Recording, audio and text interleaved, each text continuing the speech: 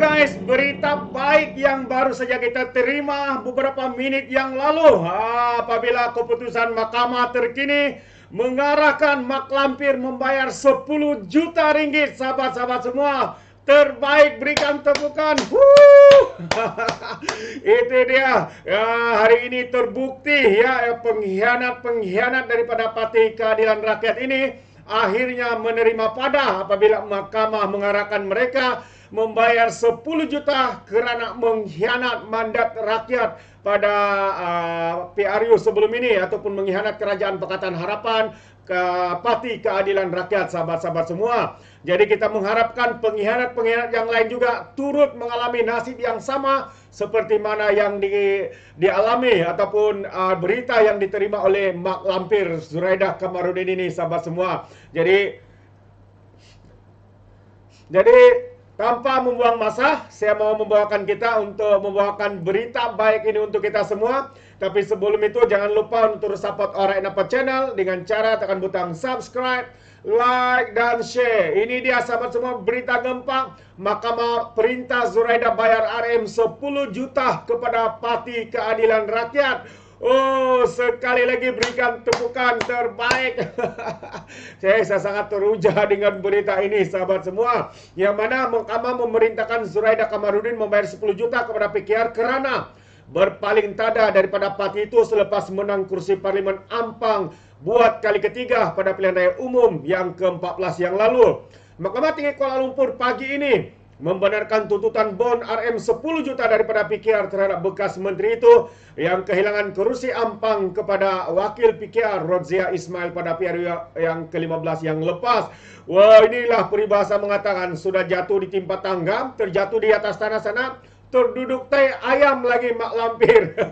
Jadi peguam parti itu, Nasprit Singh, mengesahkan keputusan yang disampaikan oleh Hakim Altar Tahir semasa prosiding dalam talian. Mahkamah membenarkan tuntutan plaintiff PKR yang meminta defendant membayar RM 10 juta kepada pihak di bawah bon itu. Jadi mahkamah juga mendapati bon itu adalah kontrak yang sah dan mengikat. Mahkamah berpandangan RM 10 juta itu bukan tidak seimbang tetapi jumlah yang munasabah untuk bertindak sebagai sekatan bagi menghalang alih daripada bertindak bertentangan dengan kepentingan parti dan bahawa jumlah yang kurang tidak akan menjadi penghalang, katanya. Kos pengurusan juga sebanyak 50,000 juga akan diberikan memihak kepada plaintiff, kata Nasprit kepada media. Jadi kalau tambah 50,000, ya ada 10 juta tambah 50,000 lagi untuk kos guaman. Jadi semasa perbicaraan penuh tindakan sivil itu pada 29 Mac yang lalu, Setiausaha Agung PKR yang juga Menteri Dalam KDN Saifuddin Nasution Ismail memberi keterangan bahawa Zuraidah menang kursi Ampang kerana bertanding di bawah parti PKR, bukannya atas kekuatannya sendiri. Semasa perbicaraan pada 30 Mac yang lalu, Zuraidah memberi keterangan bahawa dia tidak mengetahui butiran bon RM 10 juta itu dan mendakwa dia dipaksa menandatangani sebelum bertanding. Ini lucu ya, dia kata dia dipaksa menandatangani. Kalau semasa dia tanda tangan dia senyum, semasa menang dia senyum, tapi semasa didakwa kerana mengkhianati mandat daripada PKR ini, dia pula katakan ya dipaksa menandatangani. Lucu sangat Mak Lampir ini. Zuraidah bersama 11 lagi ahli parlimen lain diketahui bekas timbalan Presiden PKR Azmin Ali meninggalkan parti itu pada Februari tahun 2020 untuk menyokong bersatu UMNO, BN dan GPS dalam pembentukan Kerajaan Perikatan Nasional Kerajaan Tebuk Atap yang diketuai oleh Muhyiddin Yassin.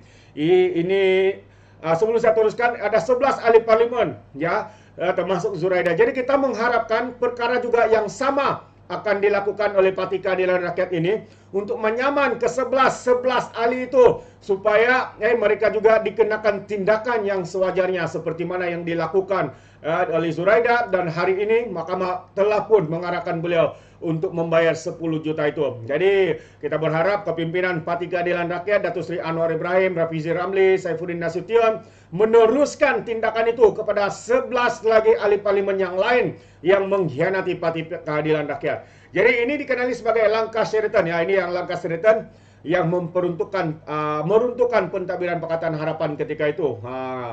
Dan Pada September 2022, PKR memfailkan tindakan sibil di Mahkamah Tinggi Kuala Lumpur untuk menuntut RM 10 juta daripada Zuraidah kerana meninggalkan PKR. Bagaimanapun pada Mei tahun lalu, Zuraidah meninggalkan Bersatu untuk menyertai Parti Bangsa Malaysia (PBM). Pada Disember tahun lalu juga, Zuraidah dan 10 ahli PBM lain yang dipecat di tengah-tengah perebutan kepimpinan dengan penyandang Presiden Larry Seng. Awal tahun ini juga, Zuraidah dipilih sebagai timbalan Presiden Muafakat Nasional sebuah pertubuhan bukan kerajaan. Memang gila kuasa ya.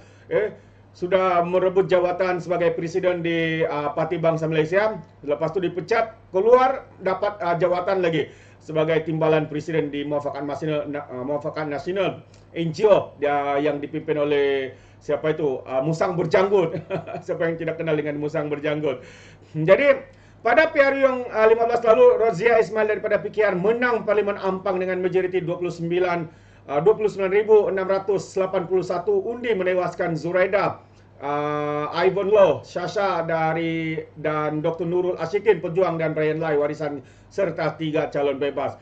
Program Nizamuddin Abdul Hamid yang bertindak mewakili defendant bekas ahli Parlimen Ampang itu, Zuraidah merupakan Menteri Perumahan dan juga Kerajaan Tempatan dari 2018 hingga 2001, kemudiannya Menteri Industri, Perlandangan dan Komuniti dari 2001 hingga tahun lepas.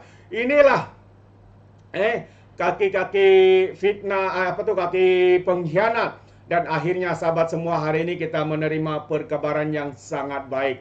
Ya, apabila mahkamah mengarahkan Zuraidah membayar sebanyak RM 10 juta kepada PKR. Kerana apa? Kerana mengkhianati bahan mandat rakyat, mengkhianati aku janji yang telah disainnya sendiri bersama dengan Parti Keadilan Rakyat untuk bertanding pada PRU yang ke-14.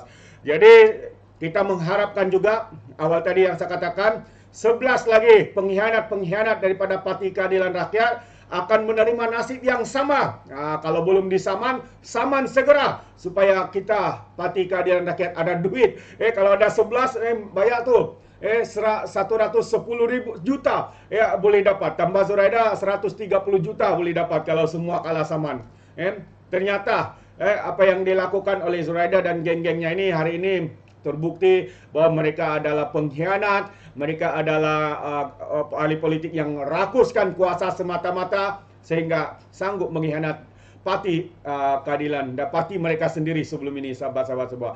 Itu pandangan saya. Bagaimana pula dengan pandangan anda? Anda boleh berikan komen anda dalam ruangan komen, tapi ingat, komen dengan cara berhemah, jangan menjadi seperti Walan Walantit, lebay-lebay dan juga geng sapu bersih, termasuk juga GTA geng Takut Anwar apabila memberikan komen penuh dengan hasutan, kebencian dan juga fitnah melampau. Sepertinya mereka tidak punya otak, mungkin karena menggunakan otak di lutut bukan otak atas kepala tu.